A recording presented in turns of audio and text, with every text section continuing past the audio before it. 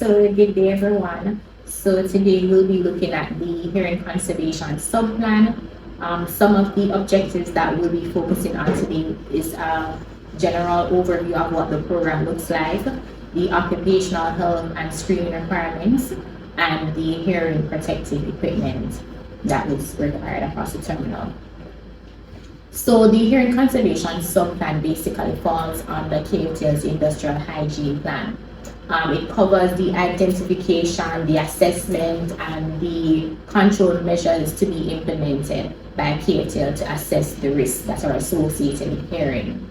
KFTL staff, they're invariably exposed to noise levels generated through the different operational activities that take place across the terminal.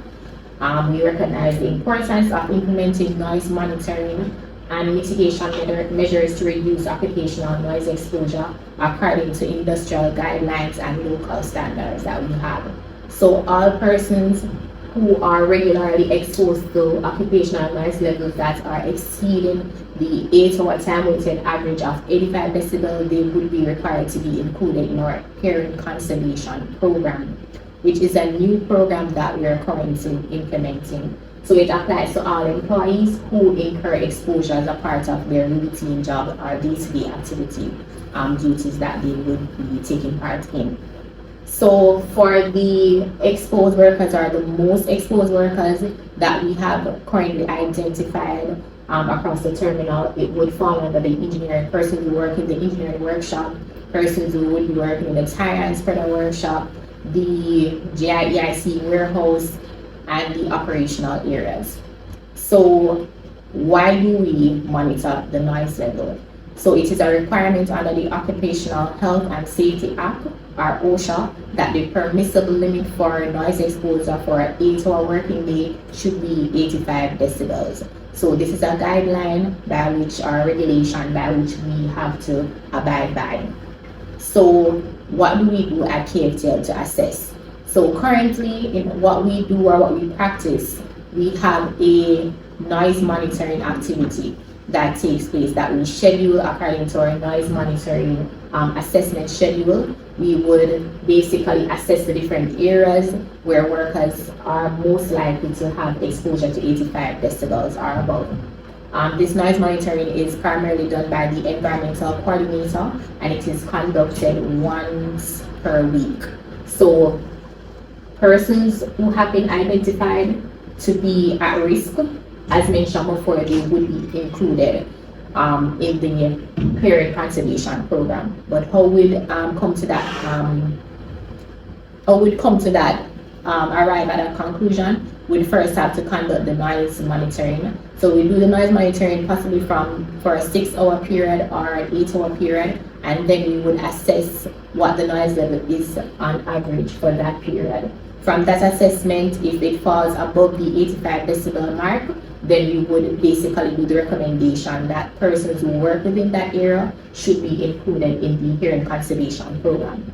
So if you believe that you're at risk or you're being exposed to noise level above 85 decibel, what you can do is to report this to your supervisor, and we can include that area in our noise assessment schedule moving forward. So if levels are found to exceed the action level for 8-hour time-weighted average, what we will be doing moving forward is that a risk assessment will be conducted with the environmental manager, the unit manager for that area, and also the occupational health manager. From that risk assessment that is done, we will seek to implement additional control measures and monitor the implementation moving forward.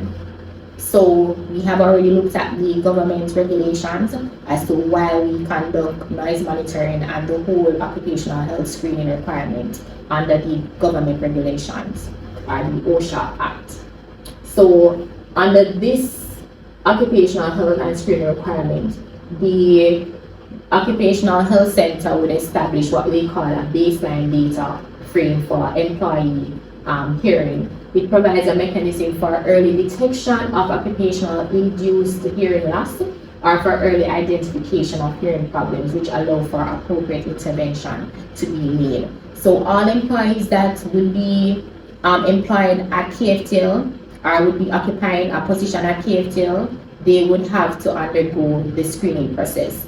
They would complete the baseline audiometric screening as a part of their pre-employee medical assessment that is done.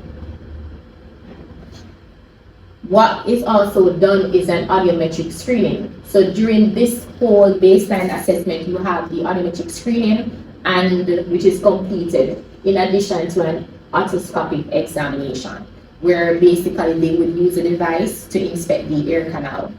The person would be informed of the screening results, and if possible, they might be referred to additional medical specialists. But when persons are assessed, are persons who are enrolled in KFTL's hearing conservation program, they would be required to complete a baseline and an annual audiometric test. So on routine, what is currently happening is around your birthday, you would be informed that you need to come in and you would have to go through an audiometric test. So what are the PPE guidelines that govern the hearing conservation subplan?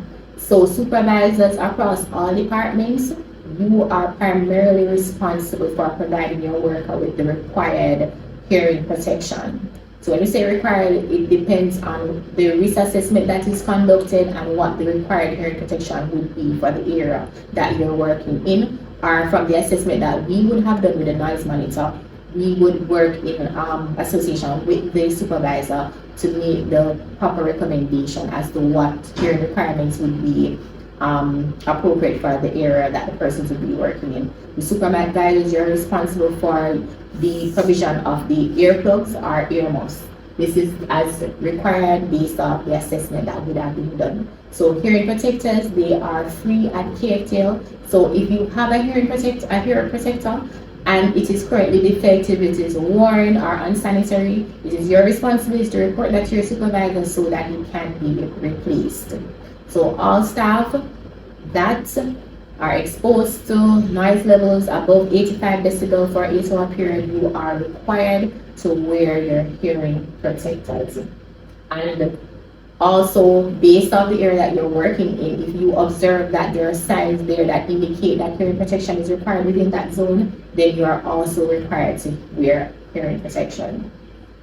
So currently, the training program that we have in place for the hearing conservation workers can be aware or sensitized on the hearing conservation subplan, which is a newly promulgated plan. Persons will be informed on this plan during their orientation or induction sessions. Also, during your routine job training and instruction, you will be informed on the hearing conservation requirements that we have. And from time to time, you might be informed through toolbox sessions that will be conducted primarily by the environment unit. So last year, 2024, we conducted a number of hearing assessments using our noise monitor. 30 readings were within the high priority zone, and the high priority zone is 70 to 100 decibel. So 30 readings would have been within the 70 to 100 decibel.